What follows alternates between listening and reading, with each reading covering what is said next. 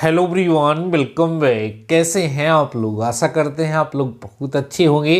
Dear students, आज का हमारा ये लेक्चर आपके दंगल रिवीजन सीरीज का थर्ड लेक्चर होने वाला है। डियर स्टूडेंट्स, आज का ये लेक्चर आप सभी लोगों के लिए बेहद इंपॉर्टेंट होने वाला है, क्योंकि आज के इस लेक्चर में हम आपको सिखाएंगे किसी भी कॉम्प्लेक्स नंबर का कोणांक और मापांक कैसे ज्ञात करते हैं, अर्थात किसी गिवन कॉम्प्लेक्स नंबर का आर्गुमेंट और मॉडुलस कैसे फाइंड करते हैं। डियर स्टूडेंट्स, आपके एग्जाम में कोणांक और मापांक निकालने के लिए जरूर से जरूर पूछा जाता है, इसलिए आज के इस लेक्चर को ध्यान से समझ लीजिएगा। कोणांक निकालने में स्टूडेंट्स गलतियां करते हैं। छोटा सा लेक्चर है, ज़्यादा लेंदी लेक्चर नहीं होगा, लेकिन अगर आप सभी लोगों ने लेक्चर को कंप्लीट देखा तो आज के बाद आपको कोणांक निकालने में प्रॉब्लम नहीं होगी। और डियर स्टूडेंट्स, इसके बाद का जो टॉपिक है वो है डिमायोवर प्रमेय, और डिमायोवर प्रमेय उसी बच्चे को समझ में आती है, वही बच्चा क्वेश्चन सॉल्व कर पाता है डिमायोवर प्रमेय का, जिसको कोणांक ज्ञात करना अच्छे से आता है। इसलिए इस लेक्चर को ध्यान से समझिएगा। आइए डियर स्टूडेंट्स, हम लोग समझते हैं किसी कॉम्प्लेक्स नंबर का कोणांक और मापांक कैसे ज्ञात करते हैं। मापांक क्या होता है, कोणांक क्या होता है, ये सब समझने का टाइम अब नहीं है। अगर आप डिटेल में पढ़ना चाहते हो तो मैंने प्लेलिस्ट बनाई है, चैप्टर को डिटेल में पढ़ाया, जाके पढ़ सकते हैं। आज के इस लेक्चर में हम डायरेक्ट टॉपिक पे आएंगे कि मापांक कैसे निकालते हैं और कोणांक कैसे निकालते हैं। आइए समझते हैं डियर स्टूडेंट्स। सबसे पहले हम सभी लोग बात करते हैं मापांक की। ठीक है, किसी भी कॉम्प्लेक्स नंबर का मापांक अर्थात मॉडुलस हम डियर स्टूडेंट्स कैसे फाइंड करेंगे, ध्यान समझिएगा डियर स्टूडेंट्स।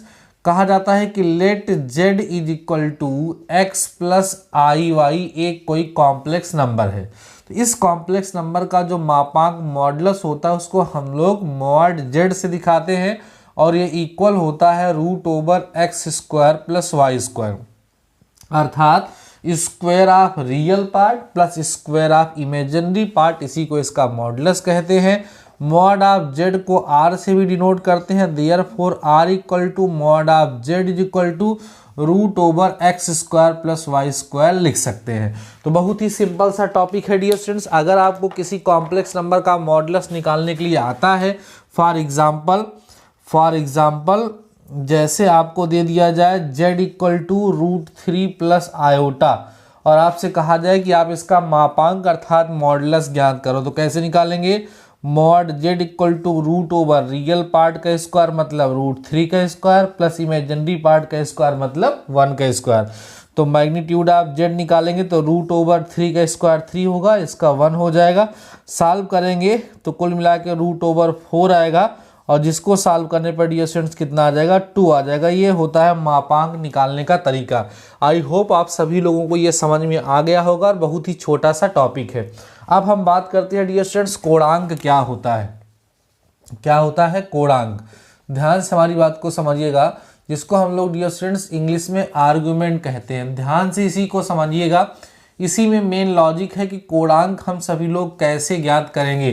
कोणांक निकालने में स्टूडेंट्स करते हैं गलतियां, जैसे z is equal to dear students x plus I Y कोई कॉम्प्लेक्स नंबर दिया है, तो स्टूडेंट्स क्या करते हैं कि tan theta equal to Y by X लगा देते हैं, और थीटा इक्वल टू बोलते हैं tan इनवर वाई बाई एक्स, और कह देते हैं कि सर यही आंसर होगा। लेकिन डियर स्टूडेंट्स, ये जो फार्मूला हम लोग अप्लाई करते हैं ये रॉन्ग हो जाता है।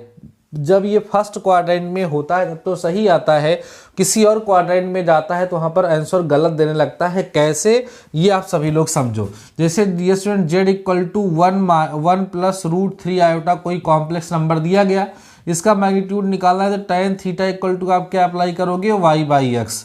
तो tan theta equal to Y by X मतलब रूट 3 अपान 1 होगा, तो tan theta equal to root 3 का मतलब डियर स्टूडेंट्स tan 60 डिग्री होता है, तो थीटा इक्वल टू 60 डिग्री, या आप कह सकते हैं theta equal to pi by 3 dear students आपको यहाँ से मिलेगा। ठीक है, आई बात समझ में। अब सपोज करो कि z is equal to -1 minus root 3 iota हम आपको दे दें, और तब tan थीटा अप्लाई करने के लिए बोले तो माइनस रूट 3 अपान -1 होगा, तो यहाँ पर tan theta equal to root 3 आएगा, और tan थीटा इक्वल टू यहाँ पर भी डियर स्टूडेंट्स कितना आएगा? tan 60 आएगा, और थीटा इक्वल टू आपको मिल जाएगा 60 डिग्री, या थीटा इक्वल टू आपको क्या मिल जाएगा π/3 मिल जाएगा। अब जरा देखो यहाँ पर ये कॉम्प्लेक्स नंबर दूसरा है, यहाँ पर ये कॉम्प्लेक्स नंबर दूसरा है। ये कॉम्प्लेक्स नंबर डियर स्टूडेंट जब इसका आप लोग ज्योमेट्रिकल रिप्रेजेंटेशन करेंगे तो ये कॉम्प्लेक्स नंबर फर्स्ट क्वाड्रेंट में बनेगा 1, क्योंकि इसमें x और y दोनों पॉजिटिव है। तो यहाँ पर जो आर्ग्यूमेंट होगा डियर स्टूडेंट्स वो ये बनेगा। जबकि अगर हम इसकी बात करें तो ये हमारा कॉम्प्लेक्स नंबर थर्ड क्वाड्रेंट में जाएगा। जब थर्ड क्वाड्रेंट में जाएगा -1 डियर स्टूडेंट जब बनेगा तो यहाँ का आर्ग्यूमेंट ये होगा। दोनों केस में आर्ग्यूमेंट सेम नहीं होंगे, लेकिन इस फार्मूले का जब हमने यूज कर लिया तो दोनों केस में डियर स्टूडेंट्स आर्ग्यूमेंट सेम आ गए हैं। तो कैसे हम सभी लोग सॉल्व करें कि हमें सही सही आर्ग्यूमेंट मिले। इस केस में आर्ग्यूमेंट करेक्ट है, लेकिन इस केस में आर्ग्यूमेंट अर्थात जो कोणांक हम लोगों ने यहाँ पर फाइंड किया है वो गलत है। तो आइए आपको सिखाते हैं कि आर्ग्यूमेंट निकालने का सटीक तरीका क्या है। बहुत ही इजी तरीके से आप सभी लोगों को समझाएंगे और कुछ क्वेश्चन सॉल्व करा देंगे।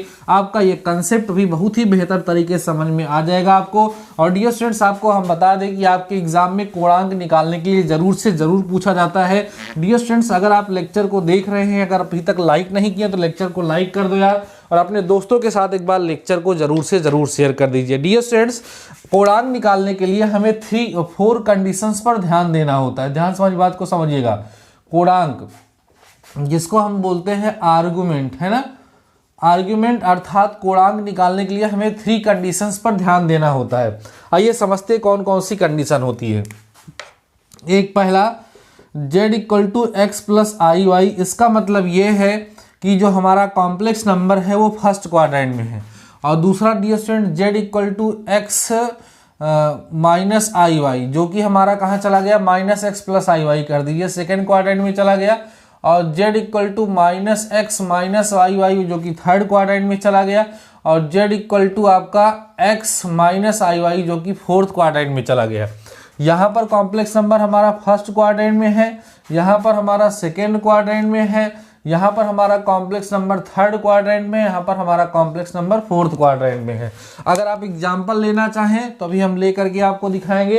पहले आपको समझना है कि इन तीनों केस में अगर आपको आर्गुमेंट निकालना है तो आप कैसे निकालेंगे। देखो डियर स्टूडेंट्स होता क्या है कि जब यहाँ से हम इसका फिगर ड्रा करते हैं तो इस केस में हमारा जो कॉम्प्लेक्स नंबर होता है वो फर्स्ट क्वाड्रेंट में होता है। तो यही हमारा थीटा होता है। हम लोग करते क्या, इस एंगल को अल्फा मान लेते हैं। जो अल्फा मानते हैं तो सबसे पहले हमें निकालना होगा tan अल्फा, जो कि mod ऑफ y/x होगा। या एक काम करता हूं, आपको ज़्यादा डिटेल में ना ले जाकर के शार्ट में बताने का तरीका, शार्ट में क्वेश्चन को सॉल्व करने का तरीका बताता हूँ। डियर स्टूडेंट्स इन तीनों केस में हमें क्या फाइंड करना है, आर्ग्यूमेंट फाइंड करना है। तो इसकी वर्किंग प्रोसेस जो होगी, इसका जो मेथड होगा वो मैं आपको समझा रहा हूं, जो आपको समझना है। इसके लिए डियर स्टूडेंट्स सबसे पहले आपको एक फार्मूला अप्लाई करना है, tan alpha = mod of y/x। क्या अप्लाई करना है, tan alpha = mod of y/x, या alpha = tan inverse mod of y/x भी आप लिख सकते हैं। इन तीनों केस में सबसे पहले आप tan अल्फा निकालोगे। ये जो अल्फा लिखा हुआ है ये आपका आर्गुमेंट नहीं है, ये कोई एंगल है। तो आर्गुमेंट सर है क्या हमारे लिए, ये समझ लो। आपका जो आर्गुमेंट है डियर स्टूडेंट्स वो थीटा है। अब आपको समझना है कि जब हम फर्स्ट क्वाड्रेंट में होंगे तो थीटा यही अल्फा के इक्वल होगा। अल्फा को निकालने का तरीका क्या होगा, tan अल्फा = मॉड लगेगा, प्लस माइनस से कोई मतलब नहीं रहेगा, मतलब ये सब में सेम आएगा, मतलब ये साइन से इसमें मतलब नहीं रहेगा, मॉड लगने का मतलब वो प्लस में आएगा।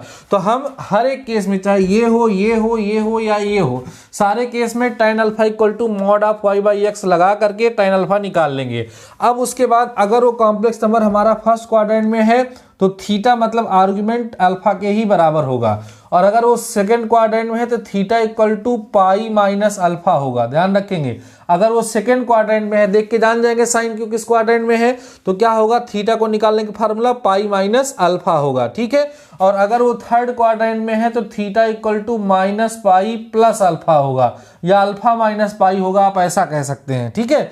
और फोर्थ क्वाड्रेंट में अगर आप सभी लोग आएंगे तो थीटा = -अल्फा आएगा। बस यही 4 चीजें आपको ध्यान रखनी है। क्या मैंने समझाया कि जो भी कॉम्प्लेक्स नंबर आप सभी लोगों को दिया होगा उस कॉम्प्लेक्स नंबर के लिए फार्मूला लगाएंगे tan alpha equal to mod of y by X. यहाँ से अल्फा निकल जाएगा। जब अल्फा निकल जाएगा तो अगर वो कॉम्प्लेक्स नंबर फर्स्ट क्वाड्रेंट में है तो थीटा मतलब आर्गुमेंट अल्फा के इक्वल होगा। अगर वो सेकेंड क्वाड्रेंट में है तो theta equal to pi minus alpha होगा।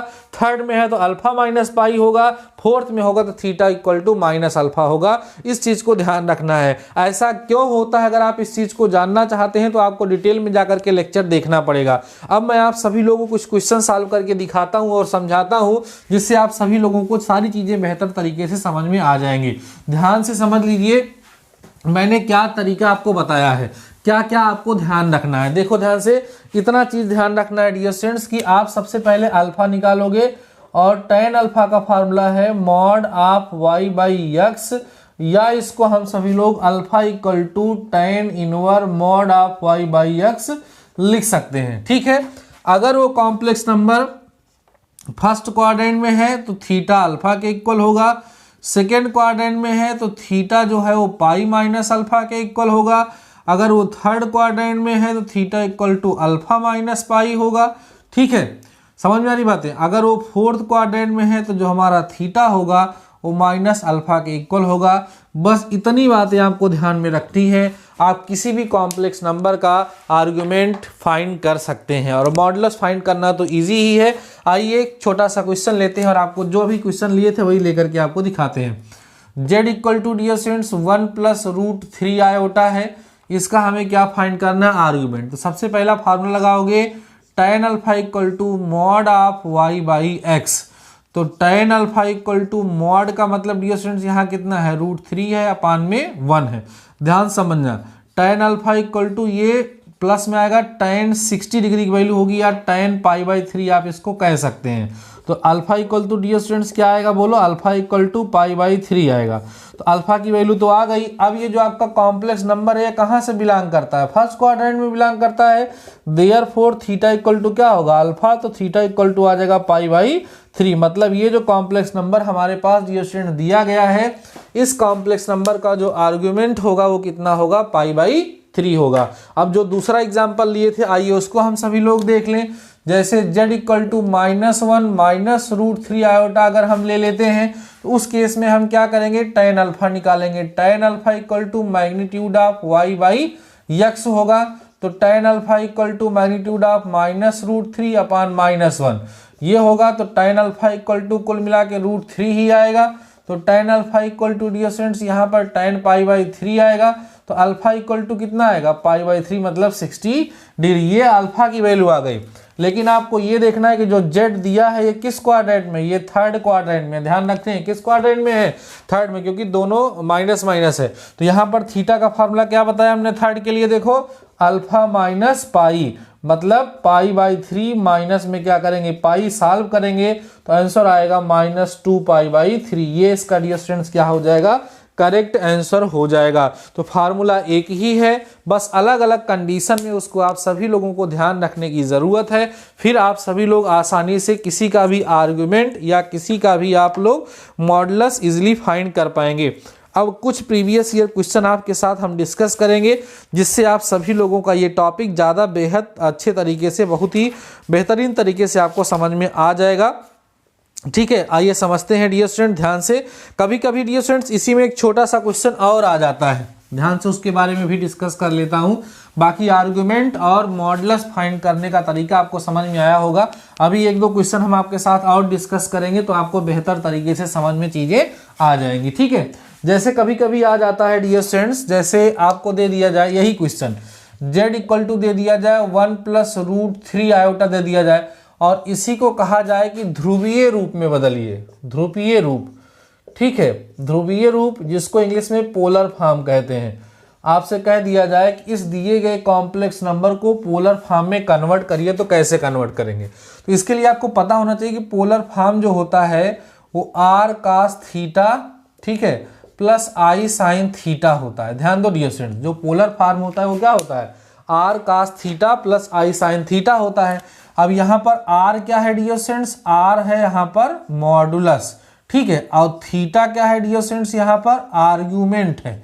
ठीक है, तो अब ये मुझे बताओ कि अगर हमें इसे इस फॉर्म में कन्वर्ट करना है तो क्या क्या पता होना चाहिए, मॉडुलस पता होना चाहिए और क्या पता होना चाहिए, आर्गुमेंट। आइए इसको इस फॉर्म में कन्वर्ट करें। तो z इक्वल टू हमारे पास कितना दिया गया, 1 प्लस रूट 3 आयोटा। इसका r निकालो तो कितना आएगा, 1 का स्क्वायर प्लस रूट 3 का स्क्वायर डियर स्टूडेंट, ठीक है। तो r इक्वल टू 1 का स्क्वायर 1, रूट 3 का स्क्वायर 3 मतलब 4। तो r इक्वल टू कितना आ जाएगा बताओ, 2 आ जाएगा। r की वैल्यू 2 आ गई। और अभी अभी इसके लिए आपने थीटा निकाला था, कितना आया था, π/3 आया था। तो जब r और थीटा पता होगा तो इसका पोलर फॉर्म आसानी से हम लोग लिख लेंगे। ध्यान दो, पोलर फॉर्म क्या होता है, r cos theta plus i sin theta. r की वैल्यू कितनी मिली है हम लोगों को, यहाँ पर 2 मिली है। और cos थीटा, थीटा का मतलब π/3 प्लस i sin π/3, ये डियर स्टूडेंट्स इसका क्या हो जाएगा, आंसर हो जाएगा। तो पोलर फॉर्म में कन्वर्ट करने के लिए आएगा, या आपको दिए गए कॉम्प्लेक्स नंबर का आर्गुमेंट निकालने के लिए आएगा, या मॉडुलस फाइंड करने के लिए आएगा, आप सभी लोग लेंगे। लेकिन आइए कुछ क्वेश्चंस लेकर के थोड़ी सी प्रैक्टिस कर लेते हैं, तो आप सभी लोगों को बिल्कुल कोई प्रॉब्लम नहीं रहेगी। डियर स्टूडेंट, जो भी क्वेश्चन यहाँ पर लेंगे उनको आप हमारे साथ सॉल्व जरूर से जरूर करिएगा। जैसे डियर स्टूडेंट्स हमें दे दिया जाए 1 प्लस आयोटा, ध्यान दो z equal to 1 plus iota दे दिया गया और हमसे कह दिया कि इसका आर्ग्यूमेंट फाइंड करिए, साथ ही साथ इसे पोलर फॉर्म में कन्वर्ट करिए। या हमें दे दिया जाए z is equal to dear students -1 plus root 3 iota दे दिया जाए और हमसे कहा जाए कि इसको आप पोलर फॉर्म में भी कन्वर्ट करिए और इसका मॉडुलस और आर्ग्यूमेंट भी फाइंड करिए। तो कैसे करेंगे, यही दो प्रॉब्लम हमारे साथ आप सभी लोग करिए। सबसे पहले हम इसका सलूशन करते हैं। क्या क्या निकालना है डियर स्टूडेंट्स, इसका हमें पोलर फॉर्म निकालना है, इसका आर्ग्यूमेंट फाइंड करना है और मॉडुलस फाइंड करना है। तो हम लोग क्या करेंगे, सबसे पहले मॉडुलस फाइंड करेंगे। r इक्वल टू क्या होगा, यहाँ पर 1 का स्क्वायर होगा प्लस में डियर स्टूडेंट्स क्या होगा, 1 का स्क्वायर होगा। समझ में आ रही है बातें। तो r is equal to dear students आपको रूट 2 मिल जाएगा। ये आप सभी लोगों को समझ में आ गया होगा। अब यहां पर आप फार्मूला लगाएंगे tan alpha equal to magnitude of y/x, ऐसा आपको बताया गया है। तो tan alpha is equal to dear students mod of 1/1 यहां पर आएगा, ठीक है। तो tan अल्फा जब आप फाइंड करेंगे तो यहां पर डियर स्टूडेंट्स आपको 1 मिलेगा। तो tan अल्फा इक्वल टू ये कितने की वैल्यू है, tan π/4 की वैल्यू है। तो alpha equal to dear students कितना मिल जाएगा आपको, π/4 मिल जाएगा। अब देखो ये आप सभी लोगों को जो इसका ये मिला, ये क्या है डियर स्टूडेंट्स, मॉडुलस है, ठीक है। मॉडुलस है जिसको हम सभी लोग हिंदी में क्या कहते हैं, मापांक कहते हैं। तो इस कॉम्प्लेक्स नंबर का जो मॉडुलस अर्थात मापांक है वो √2 आया है। और इसका जो कोणांक है डियर स्टूडेंट्स, क्या है, कोणांक है, वो आप सभी लोगों ने कितना फाइंड किया, आर्ग्यूमेंट जिसको हम लोग कहते हैं, इसका आर्ग्यूमेंट हम सभी लोगों ने क्या फाइंड किया, यही क्यों होगा, क्योंकि यहाँ पर z बिलोंग करता है फर्स्ट क्वाड्रेंट है, थीटा इक्वल टू अल्फा होता है। तो theta equal to dear students कितना हो जाएगा, π/4 हो जाएगा। अब बात होती है कि इसका जो है पोलर फॉर्म क्या होगा। तो इसका पोलर फॉर्म आपको क्या पढ़ाया गया डियर स्टूडेंट्स, इसका पोलर फॉर्म आप सभी लोगों को पढ़ाया गया r cos theta plus i sin theta, ये पोलर फॉर्म होता है। r कितना आया है, √2, cos थीटा का मतलब डियर स्टूडेंट्स कितना होगा, cos π/4 प्लस i sin कितना होगा, π/4। यही डियर स्टूडेंट्स इसका क्या हो जाएगा, आंसर हो जाएगा। आई होप आप सभी लोगों को समझ में आ गया होगा।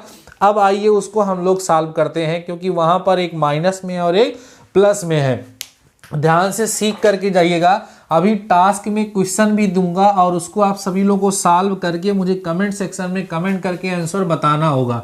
डियर स्टूडेंट्स, बहुत ही इंपॉर्टेंट लेक्चर है, बहुत ही कम समय में बहुत ही गूढ़ चीज़ें आपको बताने का प्रयास कर रहा हूँ। और इन्हीं चीज़ों को अगर आप सभी लोगों ने पकड़ लिया तो आपके एग्जाम में बेहतर अंक प्राप्त करने से आपको कोई नहीं रोक पाएगा।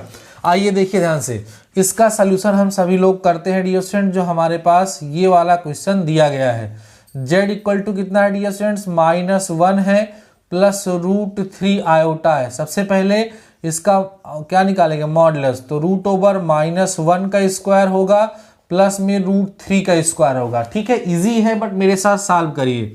r इक्वल टू √(1 + 3 आएगा, r इक्वल टू √(4) आएगा, मतलब r इक्वल टू 2 आएगा। ये क्या मिल गया डियर स्टूडेंट्स, इसका इसका मॉडुलस मिल गया है ना, इस कॉम्प्लेक्स नंबर का मॉडुलस अर्थात मापांक हम लोगों ने फाइंड किया जो कि आया है 2।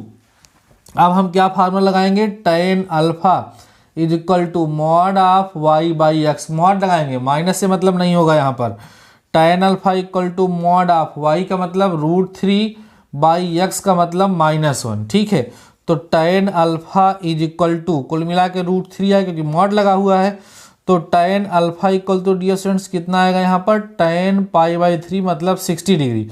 तो theta equal to dear students कितना आ जाएगा, π/3 आ जाएगा। अब इसको आपको समझना है किस क्वाड्रेंट में है, तो माइनस प्लस किस क्वाड्रेंट में है, सेकेंड क्वाड्रेंट में। हियर यहाँ पर जो आपका z है वो बिलोंग करता है सेकेंड क्वाड्रेंट से। किस क्वाड्रेंट से, सेकेंड क्वाड्रेंट से। देयरफॉर थीटा इक्वल टू क्या होता है यहाँ पर, पाई माइनस अल्फा होता है। तो पाई माइनस अल्फा का मतलब कितना होगा, π/3। तो थीटा इक्वल टू आ जाएगा -2π/3। ये आप सभी लोगों को समझ में आ गया होगा। ये डियर स्टूडेंट्स आप सभी लोगों ने क्या फाइंड कर लिया, इसका कोणांक फाइंड कर लिया, जिसको आप क्या बोलते हैं, आर्ग्यूमेंट आपने इसका फाइंड कर लिया। इस कॉम्प्लेक्स नंबर का आर्ग्यूमेंट साथ ही साथ मॉडुलस दोनों मिल चुका है। अब आपसे अगर पूछा जा रहा है कि भैया इसका पोलर फॉर्म लिख दीजिए, तो पोलर फॉर्म क्या लिखेंगे dear student, z equal to r cos theta plus i sin theta, है ना। तो z इक्वल टू r कितना आया है, 2 cos थीटा, थीटा का मतलब कितना है बोलो, 2π/3, 2π/3 प्लस में आएगा ना, cos 2π/3 प्लस i sin 2π/3। एक खास बात ये भी है डियर स्टूडेंट्स कि अगर आप अपने आंसर को चेक करना चाहते हैं तो इस चीज़ को जब सॉल्व करेंगे तो आपको फिर से यही कॉम्प्लेक्स नंबर मिल जाएगा। आई होप कंप्लीट डिस्कशन आप सभी लोग समझ लिए होंगे, इस क्वेश्चन को भी समझ लिए होंगे। अब बारी है आज के टास्क की। कुछ क्वेश्चंस आप सभी लोगों को दे रहा हूं, उन क्वेश्चन को आप सभी लोग सॉल्व करेगा। हाँ, कभी कभी क्वेश्चन ऐसे आ जाता है डियर स्टूडेंट, जैसे कह देगा कि आयोटा का मॉडुलस फाइंड करो, तो इसको z equal to 0 plus iota लिखेंगे, ध्यान रखिएगा। तो इसका r निकालेंगे तो 0 का स्क्वायर प्लस 1 का स्क्वायर करेंगे तो r जो है 1 ही आएगा। और यहाँ के लिए जब tan अल्फा लगाएंगे डियर स्टूडेंट्स तो y/x मतलब 1/0 होगा। तो tan अल्फा 1/0 का मतलब नॉट डिफाइन होता है, जो कि π/2 पर होता है। तो π/2 अल्फा इक्वल टू कितना आ जाएगा, π/2 आ जाएगा। इस तरीके से निकाला जाएगा। मतलब जैसे केवल माइनस आयोटा दे दिया, z इक्वल टू इसको 0 माइनस आयोटा लिख करके सॉल्व करेंगे। समझ में आ रहा है ना। केवल 1 दे दिया तो z equal to 1 plus 0 iota लिख करके उसको हम लोग सॉल्व करेंगे। कभी कभी इस तरह का क्वेश्चन भी आपके एग्जाम में पूछा जाता है, तो आप परेशान बिल्कुल नहीं हो। केवल जैसे मान लीजिए आ गया √3 आयोटा का मॉडुलस फाइंड करो, तो z इक्वल टू कितना हो जाएगा, 0 प्लस √3 आयोटा, और आराम से उसको हम क्या करेंगे, सॉल्व कर लेंगे। ठीक है, अब आइए आज के टास्क पर कुछ क्वेश्चंस दे देता हूं, उसको आप सभी लोग सॉल्व करिएगा और सॉल्व करके मुझे कमेंट सेक्शन में आंसर जरूर से जरूर बताइएगा डियर स्टूडेंट्स। ठीक है, आइए ध्यान दीजिए, इन सब का आपको मॉडुलस यहां मैं लिख देता हूं, find modulus and argument of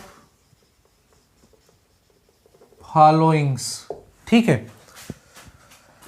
पहला नोट कर लीजिएगा, -1 -1 माइनस आयोटा।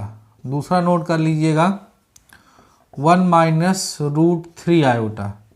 तीसरा नोट कर लीजिएगा 1 माइनस आयोटा। इनको आप सभी लोगों को सॉल्व करना है और सॉल्व करने के बाद इनका कमेंट सेक्शन में आंसर आकर के हमें बताना है। और ये भी साथ ही साथ बताना है कि आज के इस लेक्चर में 3 चीज़ें मैंने आपको सिखाई है। नंबर पहला मॉडुलस फाइंड करना, ठीक। दूसरा क्या बताया है डियर स्टूडेंट्स हमने आपको, आर्गुमेंट फाइंड करना। और तीसरा हमने क्या बताया है आपको, पोलर फॉर्म में कन्वर्ट करना, पोलर फॉर्म में कन्वर्जन। ये 3 चीज़ें हमने बताई हैं और विश्वास दिलाता हूं कि इसमें से आपके एग्जाम में क्वेश्चन जरूर से जरूर पूछे जाएंगे। मात्र 25 मिनट के इस लेक्चर में हमने आपको बहुत ही इंपॉर्टेंट बातें बताई हैं। इनको हल्के में मत लीजिएगा, इन पर प्रैक्टिस जरूर से ज़रूर कर लीजिएगा, क्योंकि आपके एग्जाम में इनसे क्वेश्चन जरूर से ज़रूर पूछे जाने वाले हैं। एट लास्ट, अगर आप सभी लोगों को लेक्चर पसंद आया है और अभी तक लेक्चर को लाइक नहीं किए हो तो लाइक कर देना, अपने दोस्तों के साथ शेयर करना, कमेंट सेक्शन में कमेंट करिएगा और चैनल पे नए हो तो सब्सक्राइब जरूर से ज़रूर कर लीजिएगा।